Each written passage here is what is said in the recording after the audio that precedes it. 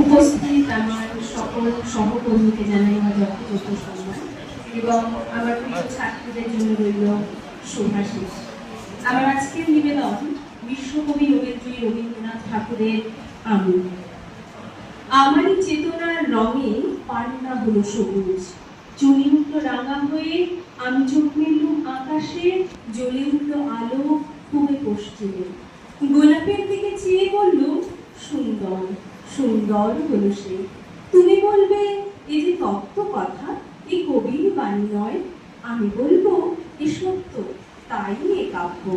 এ আমার অহংকার, অহংকার সমস্ত মানুষের হয়ে, মানুষের অহংকারের পটে বিশ্বকর্মার মতো বিশ্বশিল্পী। তত্ত্বজ্ঞানী জপ করছেন নিঃশ্বাসে প্রশ্বাসে, না না না, না পান্না, না চুনি, না আলো, না গোলাপ, না আমি, না তুমি। ওদিকে অসীম যিনি স্বয়ং হচ্ছেন সাধনায়, মানুষের সীমানায়, তাকেই বলে আমি। সেই আমির গহনে আলো আধারে ঘটল সঙ্গম, দেখা দিল রূপ, জেগে উঠল রস, না কখন ফুটে ওঠা হলো হ্যাঁ। মায়ার মন্ত্রে, রেখায়, রঙে, সুখে দুঃখে। একে বলো না তত্ত্ব, আমার মন হয়েছে পুলকিত বিশ্ব আমি রচনার আসরে। হাতে নিয়ে তুলি, পাত্রে নিয়ে রং, পণ্ডিত বলছেন বুড়া চন্দ্রাটা, নিষ্ঠুর চতুর হাসি তার, মৃত্যু দূতের মতো গুড়ি মেরে আসছে সে পৃথিবীর পাজরের কাছে।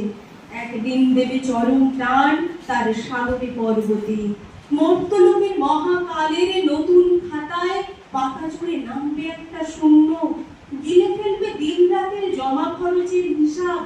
মানুষের কীর্তি হারাবে অমরতার ভান, তার ইতিহাসে লেপে দেবে অনন্ত রাত্রির কালি।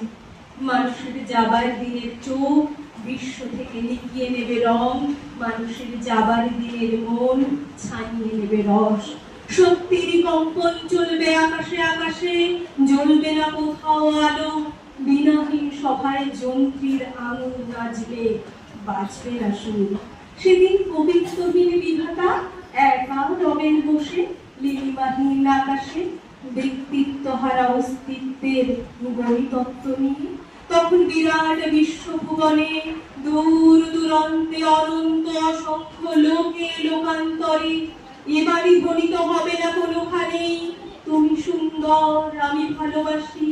বিধাতাকে আবার বসবেন সাধনা করতে প্রলয় সন্ধ্যায়, জপ করবেন কথা কও কথা কও, বলবেন বলো তুমি সুন্দর, বলবেন বলো আমি ভালোবাসি।